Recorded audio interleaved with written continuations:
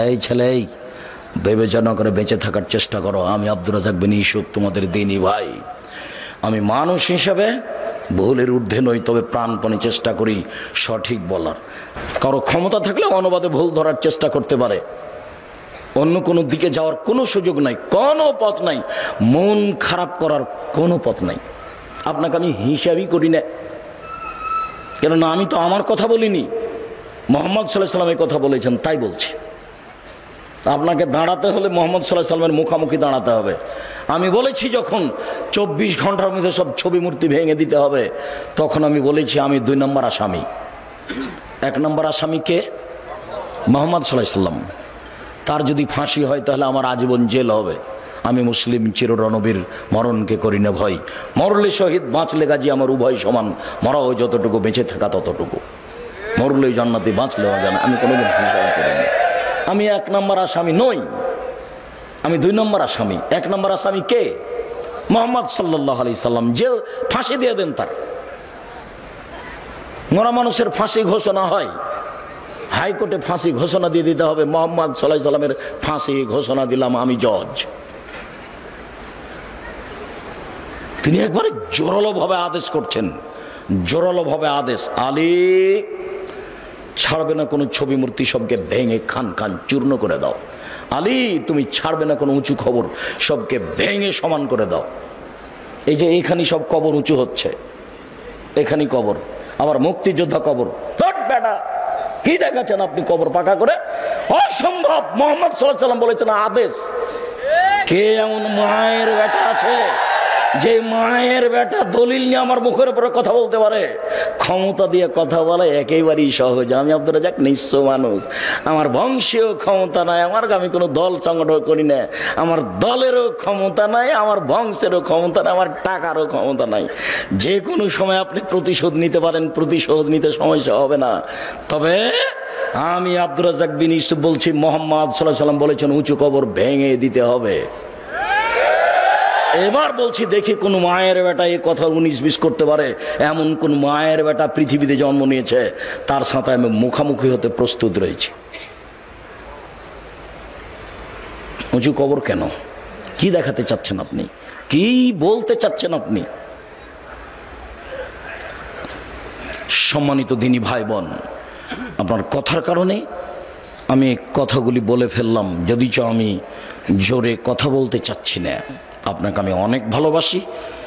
আমি আপনার কাছে যেটা চেয়েছি সেটা হচ্ছে আপনি জামিয়া সালাফিয়ার জন্য দোয়া করবেন। আমার মনে বড় স্বাদ, এদেশের মাটিতে আমি উন্নত মানের প্রতিষ্ঠান গড়বই গড়ব ইনশাআল্লাহ। জামিয়া সালাফিয়ার ডাঙ্গিপাড়া পবা রাজশাহী প্রায় 20 বিঘা জমির উপরে, এত বড় এরিয়া নেই এদেশে কোনো প্রতিষ্ঠান নাই, এদেশে নাই। জামিয়া সালাফিয়া ডাঙ্গিপাড়া পবা রাজশাহীর মসজিদটার জমি হচ্ছে 90%।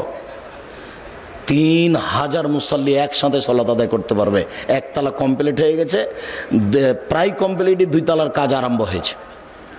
এখানেও আরম্ভ করতাম 3 বছর আগে, জমি ঠিক হয় না, মানে জমি ঠিক করতে পারি না আজ পর্যন্ত। একজন রাজি হলে আরেকজন হয় না, আরেকজন রাজি হলে আরেকজন হয় না। হাটাববির হাটাবল্লককে বলেছি আগামীকাল যদি জমি ঠিক হয়ে যায়, পরের দিন আমি কাজ আরম্ভ করবো ইনশাআল্লাহ। আজকে যারা আছে হাটাববির হাটাবল্লক বলুক যে আসেন, কোথা থেকে জমি নেবেন নেন। যদি কালকে ঠিক করতে পারে, পরের দিন আমি কাজ শুরু করবো ইনশাআল্লাহ। আমি প্রস্তুত আছি। কাজ কিভাবে হবে আমি জানি না। 2013 সালের 24 আগস্ট মঙ্গলবার 11টার সময় হাটাববির হাটাবো ওই জামিয়া সালাফিয়ার ওই কাঁঠাল গাছের নিচে আমি বলেছি আমার হাতে টাকা নাই, এ কথা সত্য। এখানে প্রতিষ্ঠান গড়বে, এই কথা সত্য, ইনশাআল্লাহ গড়বেই গড়বে। 65 বছর থেকে ওই সব জমি পড়ে আছে, 65 বছর থেকে। ওই জমিটা সমতল করতে, মোটামুটি সমতল করতে এখনো পারিনি। প্রায় 15 থেকে 16 লক্ষ টাকা খরচ আছে জামিয়া সালাফিয়ার, এখনো সমতল হয়নি।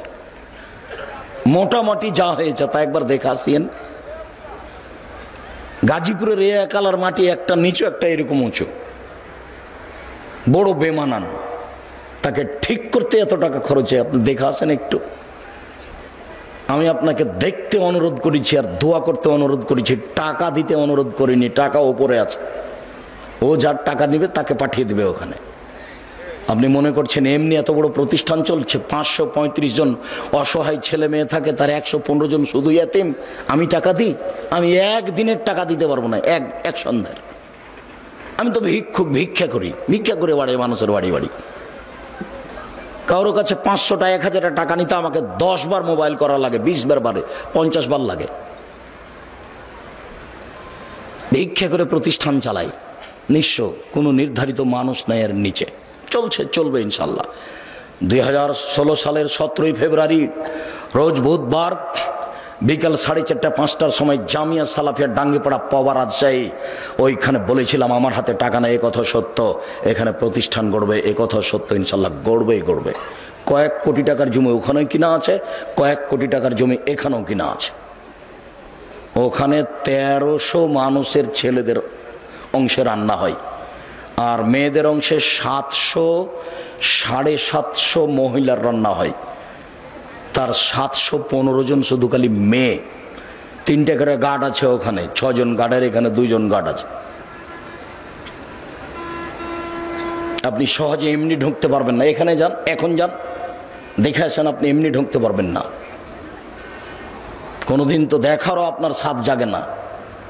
কথাটা বলেই রাখি, এদেশের শীর্ষস্থানীয় আলেম ওলামা বক্তব্য দিবেন এই মার্চের 5-6, বৃহস্পতিবার শুক্রবার, সামনের বৃহস্পতিবার শুক্রবারের পরের বৃহস্পতিবার শুক্রবার। আপনি মুরব্বী মানুষ, আপনাকে আমি অনুরোধ জানাচ্ছি, আপনি ওখানে যাবেন, দেশের শীর্ষস্থানীয় বড় বড় আলেম ওলামা কথা বলবেন। আকরামুজ্জামান বিন আব্দুস সালাম তার মধ্যে একজন। আমি এখানে যেটা বারবার বলতে চাচ্ছি, সেটা আমি আপনার দোয়ার ভিখারি। খালি আপনি বলবেন, আল্লাহ, আব্দুর রাজ্জাক সাহেব যে কাজ করছে এটা তুমি কবুল করো। আমি সেদিনও বলেছিলাম, খালি উপরের কবুলিয়ত, উপরে কবুল হয়ে গেলে এগুলো সহজ। আর আমি আমার ব্যাপারে যেটা বলি, যে আমি আপনাদের টাকা পয়সা ক্ষতি করি না, আমি নিজে খাই না। এখানে কালকে যাবেন, এখানে একটা ভাউচার ফাইল আছে, যখন আমি খেয়েছি তখনকার টাকা দেওয়া আছে। দেখবেন, এই ছেলে দেখি, হিসাব রক্ষক দেখি, তোমার ভাউচার ফাইলটা দেখি আব্দুর রাজ্জাক সাহেবের ফাইল আছে কিনা। এখানে বোর্ডিং সুপার আছে, হিসাব রক্ষক আছে, ওখানে 2-3 জন হিসাব রক্ষক আছে, বোর্ডিং সুপার আছে, 156 জন শিক্ষক শিক্ষিকা কর্মচারী, 156 জন। আর মাসিক আল ইতেসাম পত্রিকার মুফতি 10 জন। এদেশের আর একটা পত্রিকা বের করেন যার এই অবস্থা আছে, খালি মুফতি 10 জন। মাসিক আল ইতেসাম পত্রিকার প্রতি মাসে বৈঠক বসে। তার গত শনিবার রবিবার বৈঠক হয়েছে কি সোমবার, আমার দিনটা এখন মনে নাই, তবে এই সপ্তাহতেই 15 জন মানুষ কর্মচারী আছে, শিক্ষক আছেন। ওই মাসিক আল ইতেসাম পত্রিকার পিছনে 50টা প্রশ্নের উত্তর আছে, 50টা। আমি চেষ্টা চালাচ্ছি যাতে করে আমাদের পরবর্তীতে আবার আলে ওলামা জন্ম নেই যারা শিক্ষা দিতে পারবে। আব্দুল আলিম মাদানী এখানকার প্রিন্সিপাল, আমার জীবনের সবচেয়ে মেধাবী ছাত্র। আমি কোনোদিন তাকে পিটাতে পারিনি, এছাড়া যত আছে সবাইকে কম বেশি পিটালছে, সে যেই হোক। কিছুদিন আগে যে প্রিন্সিপাল ছিল হাসেম, আর এখন আপনার এই দারুস সুন্নাহ মিরপুর ঢাকা আব্দুল নূর মাদানী, কবে পিটালছি। তবে এরা মেধাবী সব। মুশফিক, যে এখন মুশফিকুর রহমান নাজিরা বাজারের শিক্ষক, প্রায় যারাকে পড়িয়েছি তারা এখন একটা মাঠে কাজ করছে।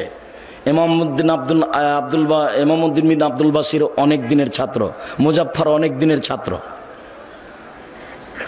তবে এদের মধ্যে সবচেয়ে মেধাবী এখন যে প্রিন্সিপাল আব্দুল আলিম মাদানী। আমার সামনে কোনোদিন ভুল পড়েছে তা আমার জানা নাই। আর পড়াতে একটু 19-20 হলে আমি কাউকে কোনোদিন ছাড় দিইনি, একবারে পিটাতে ক্লাসে ঘাল করে দিয়েছি। 19-20 একটা শব্দের 19-20 চলবে না, যেইভাবে শব্দ আছে ওইভাবে পড়ে দিতে হবে। এই গতিতেই আছি, খালি একটু দোয়া করবেন, দোয়ার ভিখারি। মহান আল্লাহ বলেন, অমাইয়াতাওয়াক্কাল আলাল্লাহ, যে ব্যক্তি আল্লাহর উপরে ভরসা করবে আল্লাহ তার জন্য যথেষ্ট। শুআয়ব আলাইহিস সালাম বলেন, ওমা তৌফিকি ইল্লা বিল্লাহ, আল্লাহ ছাড়া আমার কোনো শক্তি নাই, আলাইহি তাওয়াক্কালতু ওয়া ইলাইহি উনীব, আমি আল্লাহর উপরেই ভরসা রাখি, তার নিকটেই ফিরে যাব। মহান আল্লাহ বলেন আমাদের নবীকে, ফায়জা আযামতা ফাতাওয়াক্কাল আলাল্লাহ, মুহাম্মদ সাল্লাল্লাহু আলাইহি সাল্লাম, আপনি যখন কোনো কাজের সিদ্ধান্ত নেবেন তখন আপনি আল্লাহর উপরে ভরসা রাখুন। ইন্নাল্লাহা ইউহিব্বুল মুতাওয়াক্কিলিন, নিশ্চয় আল্লাহর উপরে ভরসা রাখে যে তাকে আল্লাহ ভালোবাসেন। বড় বড় পরহেজগার মানুষের আল্লাহ ভরসা, দুই একজন নবী রাসূলের আল্লাহ ভরসা, আজকে আপনার জন্য আল্লাহ ভরসা। এই ছেলে, ওখানে দাঁড়িয়ে আছো কেন? তুমি কি দেখাশোনা করছো? যারা এখানে পাশ দিয়ে হাঁটছে তারা হাঁটছে কেন? তোমরা একটু দেখতে পাও না? আর যেখানে মহিলা আছে সেখানে কথা বলে কেন? তুমি একটু খেয়াল করতে পারো না? যাও দেখো। আর আপনি আমার দিনী বোন, দয়া করে কথা বলিয়েন না। আপনার এটা স্বামীর বাড়ি নয়, এটা আপনার বাপের বাড়িও না। আপনার একটা লজ্জা থাকা দরকার। আব্দুর রাজ্জাক বিন ইউসুফ কথা বলছেন, আপনি কথা বলেন কোন লজ্জায়? কেউ যদি আপনার মাথার উপর দিয়ে, গায়ের উপর দিয়ে চলে যায় তবু আপনি মুখ খুলবেন না, চুপ থেকে যান একবারে। পাথরের মতো থাকেন আর কান আমার দিকে লাগিয়ে থাকেন। কিছু উপকার করবো ইনশাআল্লাহ। আজকে বাড়ি থেকে বের হয়েছেন কিভাবে? বাড়ি থেকে বের হবেন কিভাবে? রাসূল সাল্লাল্লাহু আলাইহি ওয়াসাল্লাম বলছেন, বিসমিল্লাহি তাওয়াক্কালতু আলাল্লাহ লা হাওলা ওয়ালা কুওয়াতা ইল্লা বিল্লাহ। এ দেখেন, বিসমিল্লাহি তাওয়াক্কালতু আলাল্লাহ, আমি আল্লাহর নামে বাড়ি থেকে বের হচ্ছি, তারই উপরে ভরসা করি। আমার চলা, থেমে যাওয়া আল্লাহর শক্তিতেই হয়। চলতে পারি ওরই শক্তিতেই, থেমে যাই তারই শক্তিতেই। বিসমিল্লাহি তাওয়াক্কালতু আলাল্লাহ লা হাওলা ওয়ালা কুওয়াতা ইল্লা বিল্লাহ। মনে থাকবে না? আজ থেকে বাড়ি থেকে বের হলে এটা ব্যবহার করবেন, বক্তব্যের সাথে মুনাফিকি করবেন না। এই ছেলে, আরেকজনের গায়ে হাত দিয়ে আছো কেন? রেডি হও, ঘুম আসে, একটু প্রস্তুতি নাও। আমার অল্প সময় কথা, আমি নিজেই ক্লান্ত, উপস্থিত হতে চাইনি। আসলে উসমান ভাই, মুশাররফ এরা খুব জোর করে উপস্থিত করেছে। তাদেরও ভালো হোক, তারা একটা ভালো কাজের জন্য চাপ দিয়ে নিয়ে এসেছে। দয়া করে আপনি অপ্রস্তুত অবস্থায় থাকবেন না। আর যখনই কোনো কাজ করতে চাইবেন, ছেলে বলল আব্বু একটা কলম আনিয়েন, তখন আপনি কি বলবেন? ইনশাআল্লাহ। আনবো এ কথা বলে থেমে যাবেন না। আনবো এ কথা বলে যদি থেমে যান তাহলে কলম কিনে আনার দায়িত্ব আপনি নিলেন। আর যদি আপনি বলেন ইনশাআল্লাহ, তাহলে কলম কিনে আনার দায়িত্ব কার উপরে চাপিয়ে দিলেন? আল্লাহর উপরে। হোক আর না হোক, লাভও নাই লসও নাই, হলে ভালো না হলে ভালো। আমি তো কাজ কার উপরে চাপিয়ে দিয়েছি? উপরে উপরে আমি বলেছি ইনশাআল্লাহ। আর যদি আপনি বলেন ঠিক আছে আনবো, তাহলে কাজ উপর নিজের উপরে নিয়ে নিলেন, নাও হতে পারে। সুলাইমান আলাইহিস সালামকে আল্লাহ ঠেকিয়ে দিয়েছেন। সুলাইমান আলাইহিস সালাম বলেন আমরা 100 জন বউ, সবার কাছে যাব, সব ছেলে জন্ম নেবে, সবাই হবে যোদ্ধা, যুদ্ধ করে দেশ দখল করব। তুমি ইনশাআল্লাহ বলেননি। একটাও স্ত্রী সন্তান দিল না, একজন দিলে তো অর্ধঙ্গ অচল। তখন আল্লাহ বলছেন সুলাইমান ক্ষমতা দিয়ে কাজ হবে না, ইনশাআল্লাহ বলতে হতো। কাজ আমার উপরে চাপায়, কাজ আমার উপরে চাপায়। আপনাকে বলছি, এখন আপনাকে বলছি, উপস্থিত বৈঠকের মুসলিম বোন, কথা বলছো কেন? চুপ থাকো। উপস্থিত বৈঠকের মুসলিম বোন, আপনাকে বলছি, এদিকে খেয়াল করেন, আপনাকেই বলছি। কোনো কাজ করতে গেলে স্বামী একটা কাজ আপনাকে করতে বললো যে এই কাজটা করো, আমি আসছি, তা আপনি কি বলবেন? ইনশাআল্লাহ। বুঝতে পারলেন না মনে হয়? আপনি মহিলা মানুষ, এখনো গল্প করছেন নাকি? কি বলবেন? ইনশাআল্লাহ। স্বামী বলছেন তুমি এই কাজটা করো, আমি যাচ্ছি, তখন আপনি কি বলবেন? ইনশাআল্লাহ। তাহলে কাজটা আর একজনের উপরে চাপিয়ে দেওয়া হলো। দেখেন, নবীগণের আল্লাহ ভরসা। ইব্রাহিম জি মূর্তি কে ভেঙেছে? আরে আমাকে বলছেন কেন? ওই যে বড়জন কুড়াল ঘাড়ে করে আছে, তাকেই বলেন। ও কি কথা বলতে পারে? তো তুমি তো আমাদের ব্যঙ্গ করছো দেখছি।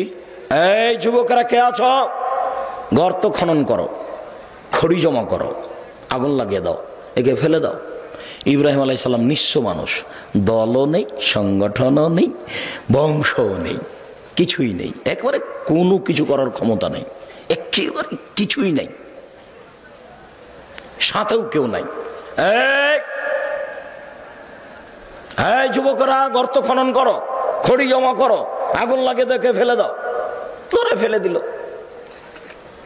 কোনো ক্ষমতা নাই তার, নিঃস্ব মানুষ। যখন ফেলে দেওয়া হলো তখন বলছেন হাসবুনাল্লাহু ওয়া নি'মাল ওয়াকিল, আল্লাহ আমার জন্য যথেষ্ট, তিনি সুন্দর কাজ করেন। কালা ইব্রাহিম হিনা উলকিয়া ফিন্নার, এই বাক্যটা ইব্রাহিম আলাইহিস সালাম বলেছিলেন যখন তাকে আগুনে নিক্ষেপ করা হয়েছিল। হাদিস বুখারী মুসলিম। হাসবুনাল্লাহু ওয়া নি'মাল ওয়াকিল, বিপদে পড়ে গেছেন, শত্রু মুখামুখি, কি বলবেন? হাসবুনাল্লাহু ওয়া নি'মাল ওয়াকিল। বক্তব্য শেষ হয়ে গেছে, আমার সামনে আসছে বৃষ্টির মতো ঢেল পাথর।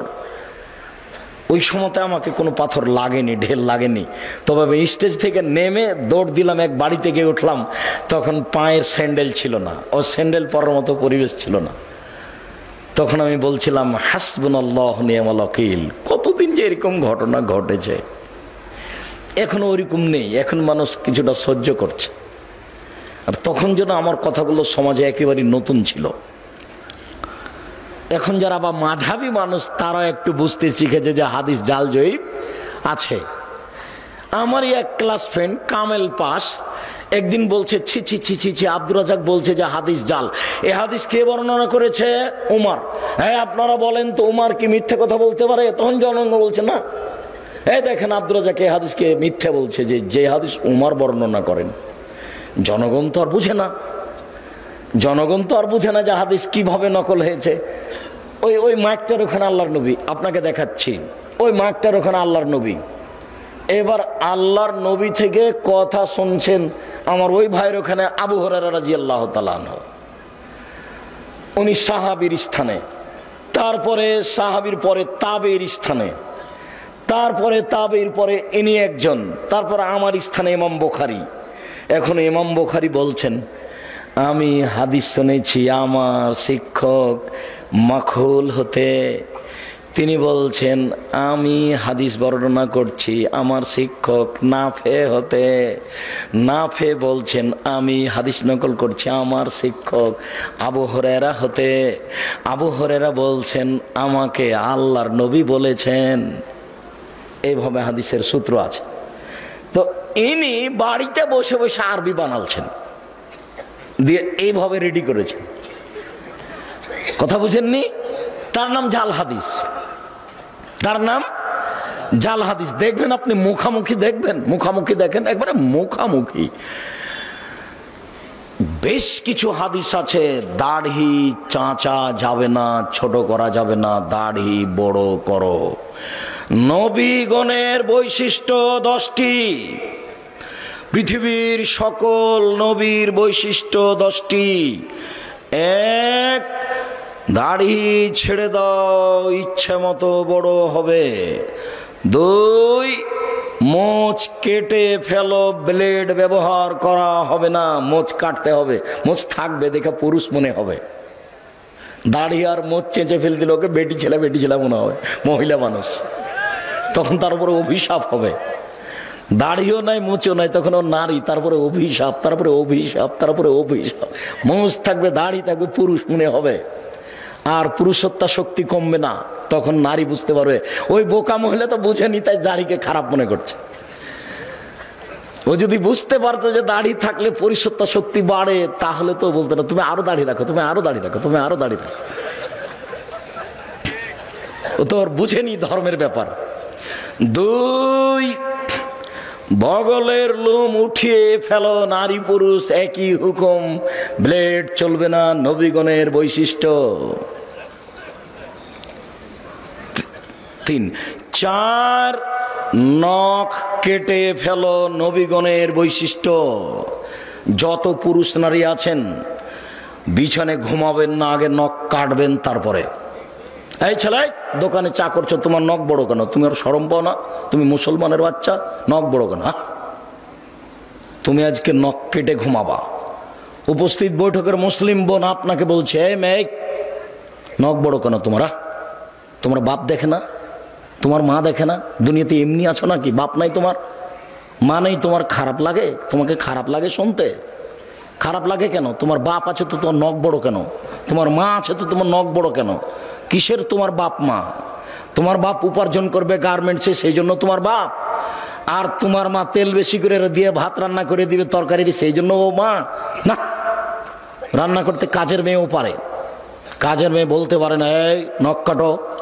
তোমার মা বলতে পারে এই নখ কাটো। এই মেয়ে, তোমাকে বলছি, তুমি যদি নখ রেখে ঘুমাও, তুমি আমার বক্তব্যের সাথে মুনাফিকি করেছ। এই মেয়ে, তুমি যদি আজ রাতে নখ রেখে ঘুমাও, তুমি আমার বক্তব্যের সাথে মুনাফিকি করেছ। তোমার এখানে বক্তব্য শুনতে আসা ঠিক হয়নি। তুমি আমার বক্তব্যের সাথে মুনাফিকি করো না। নিচের লোম পরিষ্কার করতে হবে, ঊর্ধ্বে টান 40 দিন। পুরুষ নারী একই হুকুম। ব্লেড ব্যবহার করা যাবে না, এ কথা মিথ্যা। যা দিয়ে সম্ভব, যেভাবে সহজ সেভাবেই পরিষ্কার করবে। নারী পুরুষ একই হুকুম। যেটা বলতে যাচ্ছিলাম, একাধিক সহিহ হাদিস, দাড়ি ছেড়ে দিতে হবে। তিরমিজিতে একটা হাদিস আছে, জাল হাদিস। আল্লাহর নবী তার দাড়ির দুই পাশ থেকে এবং সামনে থেকে কেটে ছোট করতেন। ওটাও হাদিস, এটাও হাদিস। বুঝাতে পারলাম না? আমি কি বুঝাচ্ছি তা বলতে পারেনি, বুঝতে পারেননি মনে হয়। তার মানে দাড়ি রেখে দিতে হবে, এটা বুখারী মুসলিমের সহিহ হাদিস। আর দাড়ি কেটে ফেলতে হবে, নবীও কাটতেন, এটা কোন হাদিস? জাল হাদিস। এটা মানুষে বসে বসে বানালছে। বুঝতে পারলেন না? মুহাম্মদ সাল্লাল্লাহু আলাইহি সাল্লাম বলেন, মহিলার দিকে লক্ষ্য করা যাবে না। আল্লাহর নবী হঠাৎ যদি কোনো মহিলার উপরে চোখ পড়ে যায় তাহলে কি করব? তখন আল্লাহর নবী বললেন, তুমি তোমার মুখটা তার থেকে সরিয়ে নিবা। তার মানে টিভির পর্দার দিকে তাকিয়ে তার খবর শোনা যাবে না। কোনো মানুষ যদি টিভিতে খবর শুনতে চায় তাহলে তাকে এইভাবে বসতে হবে। রং মাখানো পতিতালয়ের মেয়ে টিভির পর্দাতে এসে বক্তব্য দিচ্ছে, আপনি তার দিকে চোখ রেখে আছেন, তখন আপনি পরহেজগার? ছি ছি ছি ছি, একটু লজ্জা লাগে না? একটু শরম হয় না? একটু হায়া লাগে না? বেটা তাহাজ্জুদ পড়ে, মাথায় টুপি দিয়ে থাকে, একটু শরম করা দরকার। খারাপ লাগছে? খারাপ লাগবে কেন? বসেন কেন? বসবেন কেন? আপনি বলেন যে আমি খুব ভালো মানুষ, বলেন দেখি, বলেন আপনি ভালো মানুষ, আপনি বলেন দেখি। রাসূল সাল্লাল্লাহু আলাইহি সাল্লাম বলছেন, 3 শ্রেণীর মানুষ জান্নাতে, জাহান্নামে যাবে না, ও জান্নাতে যাবেই যাবে। তার এক শ্রেণীর মানুষ হচ্ছে বেগানা নারী, অপর নারীকে দেখে চক্ষু নিচু করে, যে সে জান্নাতে যাবে। আমি বলিনি, মুহাম্মদ সাল্লাল্লাহু আলাইহি সাল্লাম বলেছেন, এক শ্রেণীর মানুষকে আমি জান্নাতে নিয়ে যাব। কিভাবে নিয়ে যাবো সেটা আমার ব্যাপার। সেই পুরুষ যারা অপর নারীকে দেখে চক্ষু নিচু করে। তাহলে একাধিক সহিহ হাদিস, নারীর দিকে দেখা যাবে না। আর একটা হাদিস আছে, আল্লাহর নবী বলছেন, কেউ যদি সুন্দরী মেয়ের দিকে তাকায় তাহলে চোখের পাওয়ার বেড়ে যাবে। হাদিস জাল। এদেশে একটা বই পাওয়া যায়, বক্তা শ্রোতার পরিচয়, দেখুন কিনে, দেখুন। ওটাও হাদিস, এটাও হাদিস। মুহাম্মদ সাল্লাল্লাহু আলাইহি সাল্লাম বলেন, সালাতের সালাম হচ্ছে, সালাত শেষ হচ্ছে আসসালামু আলাইকুম রাহমাতুল্লাহ, আসসালামু আলাইকুম রাহমাতুল্লাহ। আবু দাউদে একটি হাদিস আছে, সালামের বৈঠকে বসে বায়ু ছেড়ে দিলেই সালাম হয়ে যাবে। আসসালামু আলাইকুম রাহমাতুল্লাহ, আসসালামু আলাইকুম বলা লাগবে না। মানুষের বানানো প্রায় 3 লক্ষ হাদিস আছে। আমি আব্দুর রাজ্জাক বিন ইউসুফ 10,000 হাদিস রেখেছি আপনাকে দেখানোর জন্য। টাকার গায়ে লেখা আছে, চাহিবা মাত্র ইহার বাহককে দিতে বাধ্য থাকিবে। আমি আব্দুর রাজ্জাক বিন ইউসুফ 10,000 জাল জয়ীফ হাদিস আপনাকে দেখানোর জন্য প্রস্তুত রয়েছি। হাদিস যে জাল হয় তার আপনাকে 2-1টা দেখালাম। ফাজাইলে আমল বইয়ে লেখা আছে যে আদম আলাইহিস সালাম ভারত থেকে 60,000 বার হজ করতে গেছেন। তাহলে তার বয়স হতে হবে 60,000 বছর। একেবারে নগদ মিথ্যে। ফাজাইল আমলে বইয়ে লেখা আছে এমন ভাবে জিকির করবে দেখে যেন মানুষ বলে পাগল। আপনাদের এখানে যে বট গাছ আছে, বট গাছে এখন এখানে সম্মেলন হয় কিনা, যারা দেখেছেন তারা নারী পুরুষ জিকির করতে করতে উল্টে পড়ে যায়। যারা বাস্তব দেখেছে তারা বলছে জি না, এটা রাখা যাবে না, পীর মুরিদির কোনো নীতি রাখা যাবে না, যে কোনো মূল্যে এলাকা থেকে উঠাতে হবে, যে কোনো মূল্যে। কথা দিয়ে উঠান, পিটিয়ে উঠান। অসম্ভব আহলে হাদিস উর্দুশিত এলাকায় এরকম জিকির আজকার মিথ্যা নারী পুরুষ একাকার হয়ে হতে পারে না। অসম্ভব, যে কোনো মূল্যে ঠেকাতে হবে, যে কোনো মূল্যে। আপনি প্রস্তুত থাকুন। আহলে হাদিস উর্দুশিত এলাকায় এরকম মিথ্যে জিকির হবে, এটা হতে পারে না। ধর্মের নামে মিথ্যে জিকির চিৎকার করে হতে পারে না। এই মাটিতে জিকির হবে লা ইলাহা ইল্লাল্লাহ চুপে। আপনাকে কথা প্রসঙ্গে একটু দেখালাম। আল্লাহ ভরসা, আল্লাহ ভরসা একটু। আবু বকর সিদ্দিক রাদিয়াল্লাহু তাআলা আনহু বলেন, আমি গারে শহরে আল্লাহর নবীর সাথে আছি। তার একটু আগে বলি, 1 মিনিট এক খেয়ালে চেয়ে থাকবেন। মন খারাপ, আবু বকর সিদ্দিক হিজরত করে চলে যাবেন, পালিয়ে যাবেন। আল্লাহ রাসূল বলছেন, আবু বকর তুমি একটু থামো, আমাকেও যাওয়া লাগতে পারে। তখন আবু বকর সিদ্দিক বুঝলেন তাহলে দুইজনের একসাথে হিজরত হবে। এবার আবু বকর সিদ্দিক 2টা উটের প্রস্তুতি নিলেন। আর বক্তা বলছেন যে সেদিন থেকে আবু বকর সিদ্দিক রাদিয়াল্লাহু তাআলা দরজায় দাঁড়িয়ে থাকলেন। কখন আল্লাহর নবী বলবেন, কখন রেডি, তাই তিনি রেডি আছেন, একবার সব মিথ্যে কথা। তখন উনি বুঝলেন যে আমাকে বের হতে হবে, 2টা উট রেডি।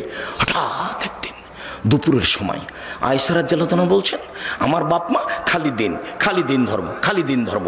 মুহাম্মদ সাল্লাল্লাহু আলাইহি ওয়াসাল্লাম আমাদের বাড়িতে সকালে আসেন, বিকেলে আসেন, সকালে আসেন, বিকেলে আসেন।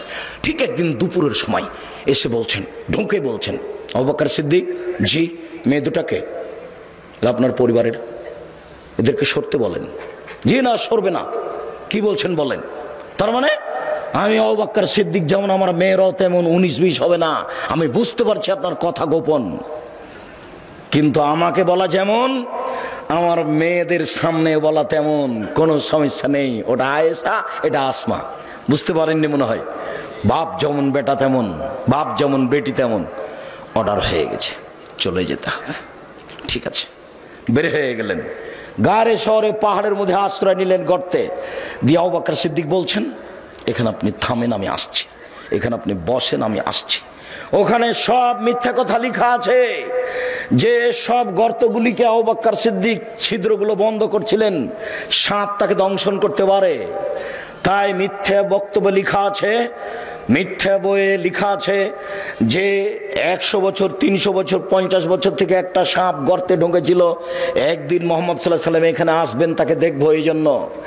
এবার সব গর্তগুলো বন্ধ করলেন আবু বকর সিদ্দিক, মাত্র একটা গর্ত খালি, আর কাপড় নেই। তখন গর্তের মুখের উপরে পা দিলেন। এবার সাপ দেখছে গর্তের মুখ বন্ধ, তাহলে আমি কিভাবে মুহাম্মদকে দেখবো? তো দংশন করলেন। বিষে কালো হয়ে গেল, চোখের পানি ঝরে মুহাম্মদ সাল্লাল্লাহু আলাইহি ওয়াসাল্লাম ঝরলো। মুহাম্মদ সাল্লাল্লাহু আলাইহি ওয়াসাল্লামের ঘুম ভেঙে গেল। তিনি বলছেন, তোমার এরকম কোন অবস্থা? বলে, আমাকে সাপে দংশন করেছে। দেখি কোথায়? এই যে এখানে। একটু থুতু দিয়ে ঠিকলেন। মিথ্যে কথা, এবারে নগদ মিথ্যে। ওই গর্তের মুখের উপরে ঘুঘুর ডিম দেওয়া আছে। ঘুঘু মানে মাকড়সার জালে ঘুঘু ডিম দিয়েছে, একবারে নগদ মিথ্যে কথা, মিথ্যার নগদ প্রমাণ। আবু বকর সিদ্দিক রাদিয়াল্লাহু তাআলা আনহু বলছেন, কুলতু লিন-নবী সাল্লাল্লাহু আলাইহি সাল্লাম, আমি আল্লাহর নবীকে বলছেন, আমি আল্লাহর নবীকে বললাম, আল্লাহর নবী, লাউ নাজারা আহদুহুম তাহতা কাদামাইয়ে, ওরা যদি কেউ পায়ের দিকে দেখে, ওই যে ওরা যদি কেউ পায়ের দিকে দেখে, লাভ সরানা, তারা আমাদেরকে দেখে নিবে। তখন আল্লাহ রাসূল বলছেন, মা জান্নাকে আবু বকর, আবু বকর আপনি কি মনে করেন? আপনি কে মনে করেন আমরা 2 জন? আল্লাহ সালেহুমা, আমাদের 3য় জন আল্লাহ। অসম্ভব, ওরা আমাদেরকে দেখতে পারে না। লা তাহজানিল্লাহ মানা, আপনি চিন্তা করবেন না, আল্লাহ আমাদের সাথে আছেন। আপনি কি মনে করেন আমরা 2 জন? 3য় জন আল্লাহ। আল্লাহ ভরসা, দেখেন আল্লাহ ভরসা। ফেরাউন পিছে পিছে ছুটে যাচ্ছে, মূসা আলাইহিস সালাম আগে আগে পালিয়ে যাচ্ছেন। সামনে কুলজুম সাগর, ডানে ফেরাউন, বামে ফেরাউন, পিছে ফেরাউন, সামনে সাগর। সঙ্গী সাথী বলছেন, ইন্নাল্লাহ মুদ্রাকুন, আমরা বন্দী, আমরা আটকা পড়েছি, আমরা বন্দী, আমরা আটকা পড়েছি। তখন মূসা আলাইহিস সালাম বলছেন, কাল্লা, কখনো নয়, অসম্ভব, এটা হতে পারে না। বলেন কি? কাল্লা, কখনো নয়, অসম্ভব, এটা হতে পারে না। ইন্না মায়া রাব্বি, আমার সাথে আমার প্রতিপালক রয়েছেন, সায়াদিনী, তিনি আমাকে পথ দেখাবেন। কোনো পথই নাই, কোনো পথই নাই, বাঁচার কোনো পথই নাই। ডানে ফেরাউন, বামে ফেরাউন, পিছনে ফেরাউন, সামনে সাগর। মূসা আলাইহিস সালাম বলছেন, কখনো নহে, অসম্ভব, হতে পারে না। আল্লাহ আমার সাথে আছেন, তিনি আমাকে পথ দেখাবেন। আল্লাহ ভরসা, বুঝতে পারছেন না? এর নাম আল্লাহ ভরসা। দেখেন, গাল্লা খাতেলা আবওয়াব, সব দরজা জুলাইখা বন্ধ করে দিল। জুলাইখা সব দরজা বন্ধ করে দিয়ে বলছে, হাই তালাক, এইসব তুমি আমার সাথে জেনায় লিপ্ত হও। তখন ইসব বলছেন, মাশাআল্লাহ, আমি আল্লাহর কাছে আশ্রয় চাই। বলো কি তুমি, বলো কি তুমি, ইন্নাহু রাব্বি আহসানা মাসায়া, আরে তোমার স্বামী আমার মালিক, তিনি আমাকে ভালো থাকতে দিয়েছেন, ভালো খেতে দিয়েছেন, আমি অন্যায় করতে পারি না, তোমার সাথে আমি অন্যায় করতে পারি না। এই বলে ইউসুফ আলাইহিস সালাম দৌড় দিয়ে পালাতে চাইলেন। পিছন দিক থেকে জুলাইখা জামা টেনে ধরলো।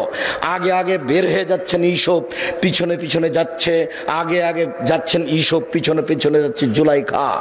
যখনই বের হলেন তখনই সামনে হলো জুলাইখার স্বামী, এক জায়গায় তিনজন, ইউসুফ, জুলাইখা, জুলাইখার স্বামী। দেখে জুলাইখা কথা উল্টে দিল। জুলাইখা বলল, এই দেখেন, এই দেখেন, এই দেখেন, যাকে আপনি লালন পালন করেন, দেখেন তার চরিত্র কত খারাপ, সে আপনার স্ত্রীর সাথে অন্যায় করতে চাই, এর কি শাস্তি হতে পারে? আরে আপনি দেশের বাদশা, কি শাস্তি উল্লেখ করবেন? আমি জুলাইখা বলছি, ওকে যথাযথ পিটন দিতে হবে, নইলে জেলখানায় বন্দি করতে হবে। 12 বছর জেল হলো। 12 বছর পরে সরকারের পক্ষ থেকে লোক এসেছে, এইসব আপনাকে সরকার ডেকে পাঠিয়েছেন, আপনি বের হন জেল থেকে। তখন এইসব বলছেন, যাক, সরকারকে বলো এইসব জেল থেকে বের হবে না যতদিন পর্যন্ত জুলাইখা জাতির সামনে ঘোষণা না দিয়েছে। আমি জুলাইখা বলছি, আমি অন্যায় করেছি, এইসব অন্যায় করেনি। এইসব এখানে সত্যবাদী, আমি মিথ্যাবাদিনী মহিলা। এই কথা জাতির সামনে ঘোষণা না দেওয়া পর্যন্ত আমি এইসব জেল থেকে বের হব না। আমি আপনাকে যেটা বলতে চাচ্ছি, এই ছেলে, কোনোদিন কোনো মেয়ে মানুষের সাথে মোবাইলে গল্প করো না। মেয়ে মানুষ তোমাকে ধ্বংস করবে, তোমার বাপকে ধ্বংস করবে, তোমার বংশকে ধ্বংস করবে, তোমার জাতিকে ধ্বংস করবে। এই যে দেখো, এই যে দেখো মেয়ে মানুষ, হ্যাঁ বেটা, 3 মিনিটের মধ্যে, 1 মিনিটের মধ্যে কথা উল্টে দিবে। তুমিও যাবা জাহান্নামে, তোমার বাপও যাবে, তোমার বংশ যাবে, কারোর মান সম্মান রক্ষা হবে না। এই দেখো জুলাইখা, এই দেখো জুলাইখা। জুলাইখা বলছে, এই যে দেখেন, আপনি যাকে খাওয়ার দিচ্ছেন, লালন পালন করছে, সে আপনার স্ত্রীর সাথে জেনা করতে চাই। হলো এটা? ঠিক হলো? আপনি কি করবেন তার? আরে আপনি কি করবেন? আমি জুলাইখা বলছি, ওকে যথাযথ পিটন দিতে হবে, নইলে জেলখানায় বন্দি করতে হবে। তুমি যার সাথে প্রেমের গল্প করছো, কথা উল্টে দিতে পারে। তখন তোমার কি হবে তুমি বুঝতে পারছো না। আজ থেকে আর কোনোদিন কোনো মেয়ের সাথে কথা বলো না। তোমাকে আবারও বলছি, তুমি তোবা করে উঠবা। উঠার সময় বলবে, আস্তাগফিরুল্লাহ ওয়া আতুবু ইলাইহি, আমি তোবা করছি, জীবনে আর কোনোদিন তার সাথে কথা বলবো না ইনশাআল্লাহ। এই ছেলে, তোমাকে আরো একটা বলে দিচ্ছি, তুমি এদিকে খেয়াল করো তো। আজকে এখানে তোবা করে উঠেছ, গিয়ে রাত্রে ঘুমাতে যাচ্ছ, মোবাইলটা লক করে দিয়েছ, দেখবা 2-1 মিনিট পরে ধীরে হাতটা মোবাইলে চলে গেল, লকটা খুলেছ, রিংও দিচ্ছ। এই সময়তে লাফ দিয়ে উঠে ল্যাপটা দূরে ফেলে দিবা। দূরে ফেলে দিয়ে একবারে ঘর থেকে বের হয়ে বলবা, নাউজুবিল্লাহি মিন জালিক, এই শয়তান তোর মুখে লাথি মারি, নাউজুবিল্লাহি মিন জালিক, এই শয়তান তোর মুখে লাথি মারি। আর এই পাটা মাটির উপরে রেখে তুমি এই করবা, ঘষবা, তোর মুখে লাথি মারি, তোর মুখে লাথি মারি, তোর মুখে লাথি মারি, নাউজুবিল্লাহি মিন জালিক। তুমি 2-1 মিনিট করো, দেখবা তুমি স্বাভাবিক হয়ে গেছো। সারা রাত আর তোমার কাছে আসবে না। তুমি যে তোবা করে গেছো, এই জন্য তোমার ঘরে খালি শয়তানে এমন ভাবে ভিড় লেগেছে, তুমি দেখলে অজ্ঞান হয়ে যেতে। শয়তানের কাজ ইহুদির কাছে নেই। শয়তান জানে যে ইহুদি জাহান্নামে যাবে। শয়তানের কাজ খ্রিস্টানের কাছে নাই। শয়তান জানে যে খ্রিস্টান জান্নাতে যাবে।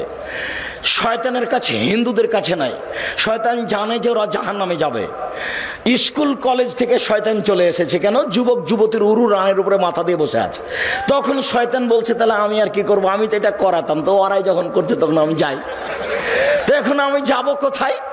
যে বলেছে আর কোনোদিন প্রেমের গল্প করব না তোর সাথে, তওবা করছি, আমার কাছে ওখানে তোকে আজকে রাত্রে ঠগাবোই ঠগাবো, তোকে আমি দেখে ছেড়ে দেবো। এই কথা তোমার সাথে বাজি লেগেছে ইবলিস। এই বেটা তোর সাথে বাজি লেগেছে ইবলিস। এই ছেলে তোমার সাথে বাজি লেগেছে ইবলিস। যখন ইবলিসকে আল্লাহ বলেন এই আদমকে সিজদা করলি না কেন, তখন ইবলিস বলছে আমি সিজদা করব মানে? আদম মাটির তৈরি, আমি আগুনের তৈরি, তাকে কেন সিজদা করব? তখন আল্লাহ বলছেন সর সর এখান থেকে, সর, দূর হ। তখন ইবলিস বলছে হ্যাঁ দূর হয়ে যাব, তবে আমাকে একটা ক্ষমতা দিতে হবে। কি? আজীবন বেঁচে থাকবো। ঠিক আছে দিলাম। আর একটা, আদমের ছেলে মেয়েকে দেখে ছেড়ে দেবো কিভাবে জান্নাতে যায়। আমি যাব জাহান্নামে আর ওরা যাবে জান্নাতে, আমি ওদের দেখে ছেড়ে দেবো কিভাবে জান্নাতে যায়। তাহলে কথোপকথন মুখামুখি কার সাথে হচ্ছে? আল্লাহর সাথে। কার? ইবলিসের। ইবলিস আল্লাহর সাথে চুক্তি করেছে তোমাকে দেখে ছেড়ে দিয়ে তুমি কেমনে জান্নাতে যাও, যার জন্য তুমি তওবা করার সাথে সাথে তোমার ঘরে এসে ঢুকেছে। আর 1 মিনিট দেখো, 1 মিনিট এদিকে দেখো, এদিকে। আদম জি ফল খাবেন না, যেমন বলেছেন ফল খাবেন না, তেমনি ইবলিস এসে বলছে আমি ভালো মানুষ, আপনি আমার কথা শোনেন, আমি উত্তম পরামর্শদাতা, আমি ভালো মানুষ, আপনি আমার কথা শোনেন। তারপর আর নাই। হাওয়া কি করা যায়? হাওয়া কি করা যায়? তা হাওয়া বলছেন খাও না। তো যখন বলছে তো সে তো ভালো মানুষ, কি করি? আবার চলে এসেছে, আরে আমি ভালো মানুষ, আমার কথা শোনেন, আল্লাহ আপনাকে জান্নাতে রাখবেন না সেই জন্য এই কথা বলেছে, আপনি খান জান্নাতে থাকবেন, আমি খুব ভালো মানুষ, আমি কল্যাণ কামনা করি, আপনার কল্যাণ কামনা করি। তারপর আর নেই। হাওয়া কি করা যায়? খান না, বলছে তো ভালো মানুষ। এভাবে বলতে বলতে খেয়ে নিয়েছেন। যেমন খেয়েছেন তেমনি আল্লাহ বলছেন আমি নিষেধ করলাম যে আমি। তখন দুইজন মিলে বলছেন রব্বানা জালামনা আনফুসানা ওয়া ইল্লাম তাগফির লানা ওয়া তারহামনা লানাকুনান্না মিনাল খাসিরিন। হে আমাদের প্রতিপালক, তুমি যদি দয়া না করো, তুমি যদি ক্ষমা না করো, তাহলে আমরা অপরাধীদের অন্তর্ভুক্ত হব। আমরা নিজেদের প্রতি অন্যায় করেছি, তুমি যদি দয়া না করো, তুমি যদি ক্ষমা না করো, তাহলে আমরা পাপীদের অন্তর্ভুক্ত হব। মরা পর্যন্ত দুইজনে কথা বলেছেন, মরা পর্যন্ত। আর সব নিজের ছেলে মেয়েকে বলে গেছেন, আপনাকে বলেছেন, আপনি কি বলবেন? রব্বানা জালামনা আনফুসানা ওয়া ইল্লাম তাগফির লানা ওয়া তারহামনা লানাকুনান্না মিনাল খাসিরিন। কে বলেছেন? আমার বাপ বলেছেন। কে বলেছেন? আপনার বাপ বলেছেন। কে বলেছেন বলেন তো দেখি? আদম আলাইহিস সালাম বলেছেন। অতএব আমাকে আপনাকে বলতে হবে ও খুব শয়তান, ও হলো শয়তান। এইবার আপনাকে খালি যদি কথা বলিয়ে দিতে পারে মেয়েটার সাথে, বেটা তোবা কোথায় গেল রে তোর, এই বেটা তোর তোবা কোথায় গেল, ঠিক করেছিস তুই রে বেটা, তুই কথা বলেছিস, আমি এটা চাচ্ছিলাম, বাস থাক এবার আমি যাই। যার জন্য একবারে লাথি মারবে তুমি তার মুখের উপর, তোর মুখে লাথি মারি, তোর মুখে লাথি মারি, নাউজুবিল্লাহ মিন জালিক, নাউজুবিল্লাহ মিন জালিক, আস্তাগফিরুল্লাহ ওয়া আতুবু ইলাইহি। আমি তওবা করলাম, আবার এই কথা বলছি কেন? আল্লাহ ভরসা। 2-1 মিনিট, বেশি নয়। এই ছেলে বসো। সম্মানিত দিনী ভাই বোন, এই 2-3টা হাদিস, কয়েক মিনিট। উমর ইবনে খাত্তাব রাদিয়াল্লাহু তাআলা আনহু বলেন, রাসূল সাল্লাল্লাহু আলাইহি সাল্লাম বলেছেন, লাউ আন্নাকুম তাতাওয়াক্কালুনা আলাল্লাহি হাক্কা তাওয়াক্কুলিহি। পৃথিবীর মানুষ, তোমরা যদি সত্য সত্য আল্লাহর উপরে ভরসা করো, লা রাযাকতুম, তাহলে তোমাদের রুজি দেওয়া হবে। কামা ইরযাকুত তায়র, যেমন পাখিকে রুজি দেওয়া হয়। তাকদু খেমাসান তারহ বেতানা, সকালে পাখি খালি পেটে আসে, বিকালে পাখি ভরা পেটে যায়। পাখি কি গতকালকে খাদ্য জমা করে গেছিল? তা আজকে সকালে খালি পেটে আসেনি, এখন বিকালে কিভাবে যাচ্ছে?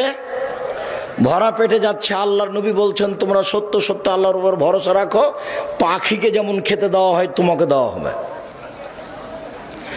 আবু হুরায়রা রাদিয়াল্লাহু তাআলা আনহু বলেন, নবী করিম সাল্লাল্লাহু আলাইহি সাল্লাম বলেছেন, আমার উম্মতের ৭০,০০০ মানুষ হিসাব ছাড়াই জান্নাতে যাবে। ৩টি গুণ আছে যাদের। এক, লায়াস্তার কোনা, যারা ঝাড়ফুঁক করে না। ২, ওয়ালায়াতাতাইয়ারুনা, যারা অশুভ ফল গ্রহণ করে না। কার যে মুখ দেখে আসলাম কাজই হলো না, কোন মহিলার যে মুখ দেখলাম, এর নাম অশুভ ফল গ্রহণ করা।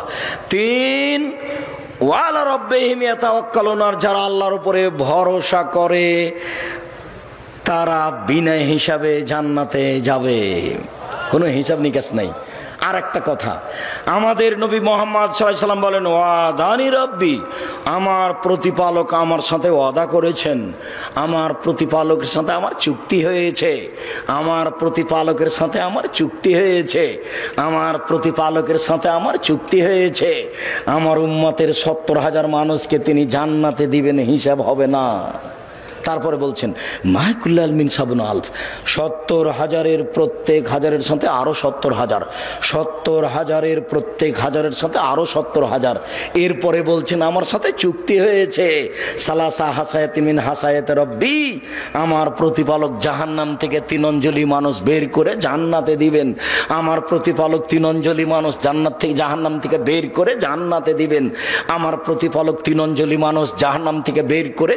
আব্দুল্লাহ রাহিমাহুল্লাহ বলেছিলেন, মাওলানা আব্দুল্লাহিল কাফি আল কুরাইশিকে, জনাব মাওলানা আব্দুল্লাহিল কাফি আল কুরাইশি শোনেন, আল্লাহর হাত কি ছোট? আল্লাহর হাত তো জাহান্নামের চেয়ে অনেক অনেক বড়।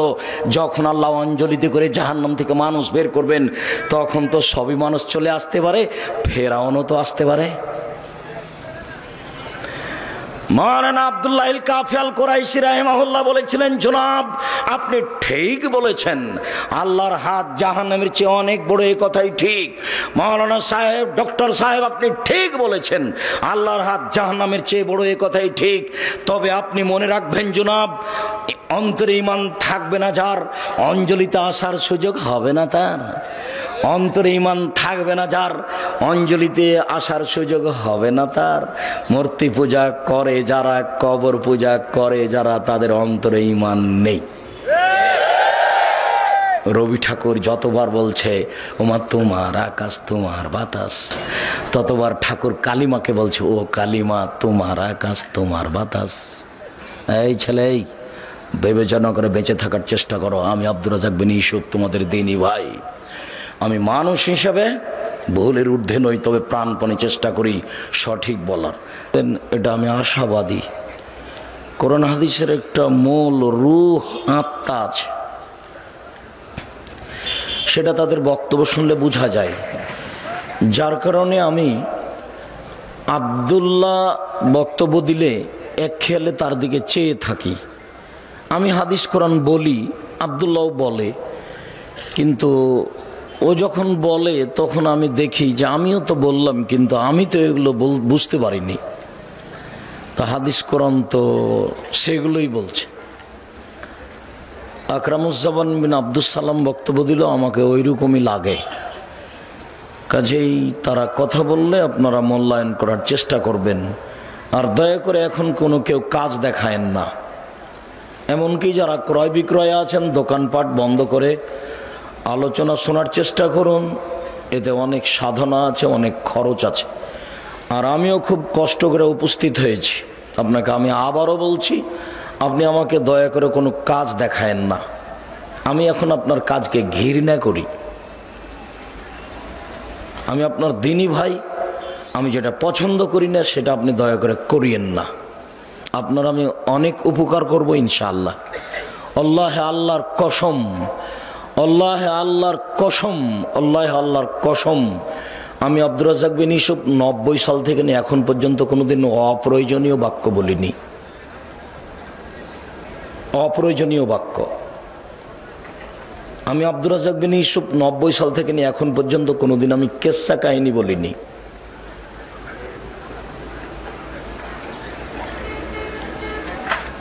90 সাল থেকে নিয়ে এখন পর্যন্ত আমি কোনোদিন কোনো ব্যক্তিকে নিয়ে কথা বলিনি, তবে আমি বলেছি শতকরা 95 জন বক্তা মিথ্যুক। আমি বলিনি ইনি মিথ্যুক।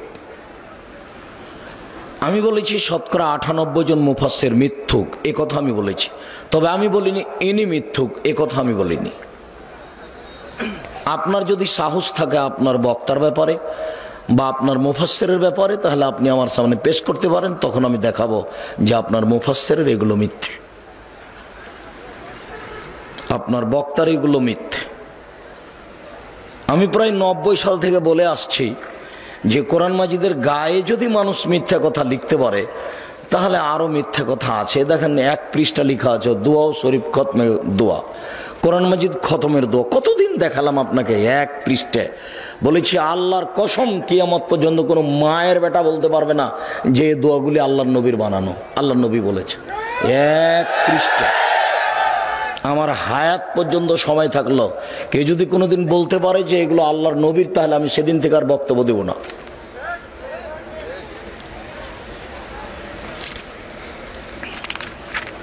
এই পৃষ্ঠাতে লেখা আছে দোয়া খাতমে কোরআন, এটাও মানুষের বানানো ছোট করে। কোরআন মাজিদের গায়ে যদি এরকম মিথ্যা কথা লেখা থাকে তাহলে আরো ধর্মে মিথ্যা কথা আছে। আমি যদি জাতিকে বেশি বুঝাতে না পারি, অন্তত বাঙালিকে এটা বুঝিয়েছি এই দীর্ঘ সময়ে যে ধর্মের নামে মিথ্যা কথা আছে, ধর্মের নামে মিথ্যা তাফসির আছে। শুধু বলিনি, আপনি পড়েন না পড়েন, আমি একটা বইও লিখেছি তাফসির কি মিথ্যা হতে পারে, এটা সূচনা। আমার বিদ্যা বুদ্ধি কম, আমি ও দিয়ে জাতিকে দেখিয়েছি যে মিথ্যা তাফসির আছে। ওই বইয়ে যা তাফসির আছে সবই মিথ্যা। আর আমি আপনার কাছে একটা বই পেশ করেছি যার নাম বক্তা শ্রোতার পরিচয়। কে বক্তা কে শ্রোতা এটা একটু বুঝতে হবে। দিনরাত আপনি বক্তব্য শুনলেন আর সেটাকে বক্তৃতা মনে করলেন তা নয়, যেটা ভুল হিসাব। কতদিন আপনাকে অনেক কথার মধ্যে এই পরিচিত বইটার নাম আমি বলি কেন, সে বইটাকে সবাই চিনে জানে। মুকশিদুল মুমিনিন বই একটা হেডলাইন আছে, অবিবাহিত ছেলের মেয়ের পড়া নিষেধ, মানে হেডলাইনই মিথ্যে।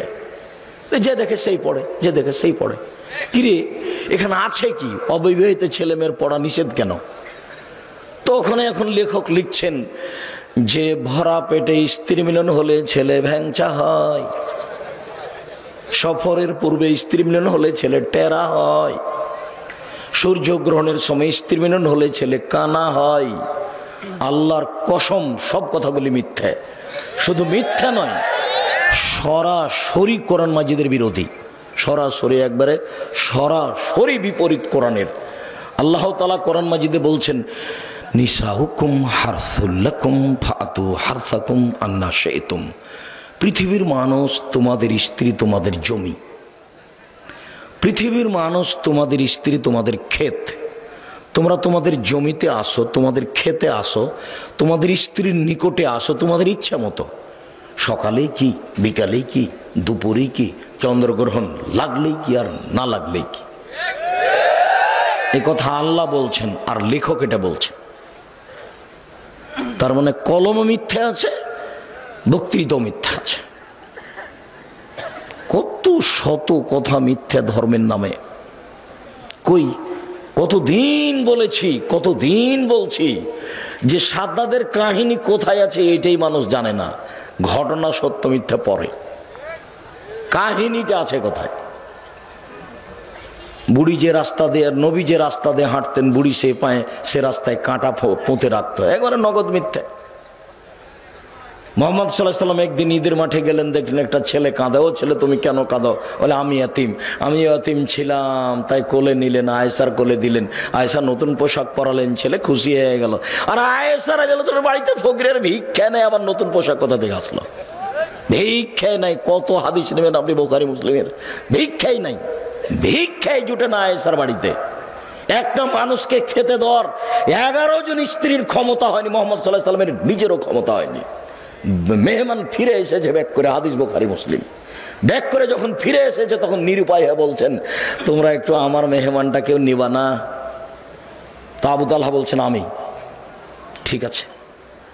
এবার আবু তালহা মেহমানকে নিয়ে বাড়িতে গিয়ে বলছে জানো আকরিমি যাইফা রাসূলিল্লাহ সাল্লাল্লাহু আলাইহি সাল্লাম, ও আমার বউ দেখো মুহাম্মদ সাল্লাল্লাহু আলাইহি সাল্লামের মেহমান গো, তুমি একটু তাকে সম্মান করো।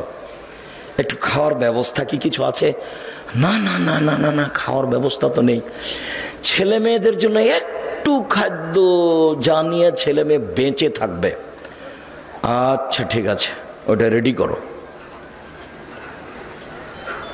দিয়ে ছেলে মেয়েকে ঘুমিয়ে দাও, বাতি নিভিয়ে দাও, মেহমানের জন্য খানা পানি রেডি করো। খানা পানি রেডি করার পরে মেহমানকে ডেকে তার স্ত্রী বলছেন যে আমি একটু ল্যাম্পটা ঠিক করতে গেলাম, আর ঠিক করানো এটা ভান একটা, এরকম করতে করতে নিভিয়ে দিয়েছেন। তখন মেহমান বুঝলো যে আসলে মনে হয় নিভিয়ে গেল। তো তখন আর স্বামী স্ত্রী নিজে খায়নি, অল্প খাদ্য তো ওইটুকু মেহমান খেয়েছেন। এখন সকালে আবু তালহা রাসূলের কাছে আসছেন, তখন আল্লাহ রাসূল বলছেন, আবু তালহা রে, তোমার মেহমানি দেখে আল্লাহ হেসে উঠেছেন, আল্লাহ খুশি হয়েছেন। হাদিস বুখারী মুসলিম। মানে আম গাছে জাম ধরতে পারে, ধরে না, হুজুর ভুল বুঝেছেন। হুজুর মনে করেছেন যে আব্দুর রাজ্জাক সাহেব মনে হয় নিজের কথা বললেন, তাই হুজুর বলছেন যিনি 10 লক্ষ হাদিসের হাফেজ তিনিও চ্যালেঞ্জ দিতে পারেন না, আর আব্দুর রাজ্জাক সাহেব চ্যালেঞ্জ দেন। হুজুর ভুল বুঝেছেন। আমি যখন বলেছি বুখারী মুসলিম, তখন বলেছি আম গাছে জাম ধরতে পারে, ধরে না, অমাবস্যার রাতে চাঁদ উঠতে পারে, উঠে না, সুঁয়ের ছিদ্র দিয়ে লাঙ্গলের ফল ঢুকতে পারে, ঢোকে না, সুঁয়ের ছিদ্র দিয়ে লাঙ্গলের ফল ঢুকে যেতে পারে, আম গাছে জাম ধরে যেতে পারে, অমাবস্যার রাতে চাঁদ উঠে যেতে পারে, এগুলো ঘটে যেতে পারে। আমি আব্দুর রাজ্জাক বিন ইউসুফ যে কথা বললাম, এই কথাতে কেউ চেষ্টা করলে, কিয়ামত পর্যন্ত চেষ্টা করলে সরিষা ঢোকানো যাবে না। যা বলছি তাই থাকবে, তার নাম বুখারী মুসলিম। হুজুর বুঝতেই পারেননি। হুজুর মনে করেছেন যে বিরোধিতা করলে মনে হয় সফলতা অর্জন করা যাবে। জি না, আল্লাহর কসম আমি কোনোদিন কারো বিরোধিতা করিনি। কেউ কেউ আমাকে বলছে যে উমুক উমুকের একটু আপনি নাম নেন না কেন? তা আমি বলছি, যেই মাওলানা মানুষের বিরুদ্ধে এ ফেসবুকে ইউটিউবে কথা লিখতে পারে, তাকে আবার আমি আলেম মনে করে তার নাম নিয়ে কথা বলবো, আমি আব্দুর রাজ্জাক এত ঘৃণিত কাজ কোনোদিন করিনি, করব না। আর আপনার মতো লোক আব্দুর রাজ্জাক বিন ইউসুফের দিন রাত বদনাম করলে সরিষার সমান আসে যায় না। ফয়সালা কোথায় আছে? উপরে। যেই কথাটা পরে বলতাম সে কথাটা আপনাকে এখনই বলে রাখি, আল্লাহর কসম আমি একজন নিঃস্ব মানুষ। আমার না বংশের ক্ষমতা আছে, না আমার অর্থের ক্ষমতা আছে। আমি এত নিঃস্ব মানুষ যে কচুর পাতার পানির মতো, কচুর পাতার উপরে যে পানি আছে টলমল টলমল করে, তেমন আমি। যে কোনো সময় আপনি আমার উপরে ক্ষমতা প্রয়োগ করতে পারেন। আমার মনে বড় স্বাদ, এদেশের মাটিতে আমি উন্নত মানের প্রতিষ্ঠান গড়বই গড়ব, ইনশাল্লাহ গড়বই গড়ব। আজকে বক্তৃতা দিচ্ছি, বক্তৃতার জগৎ দিয়ে ধর্ম চিরদিন টিকানো যাবে না। কেন? এখন আবু তাহের বর্ধমানীও নেই, আব্দুল্লাহ বিন ফজল রাহিমাহুল্লাহও নেই, আব্দুল সাত্তার ত্রিশালী সাহেবও নেই, আব্দুল্লাহ বিন কাজেমও নেই, দুরুল হুদা আইয়ুবিও নেই। তার মানে কয়দিন পরে আমরাও থাকবো না। তাহলে এই লাইনে আসার জন্য পথ কি? এই লাইনে আসার জন্য পথ প্রতিষ্ঠান, মাদ্রাসা।